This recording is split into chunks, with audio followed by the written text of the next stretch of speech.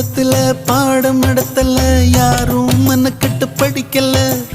எந்த கிழவியும் சொன்ன கதையில, காட்டுல மேட்டுல காத்துல கலந்தது உறவுக்கு இதுதான் தலைமை. இத உசுரா நினைக்கும் இளமை, காதலே கடவுளின் நாண, அவன் பூமிக்கு தொட்டு வச்ச சேன. உடமாத்தி நடமாத்தி அடியாத்தி இந்த வயசுல அறியாத வயசு, புரியாத மனசு, ரெண்டும் இங்கு காதல் செய்யும்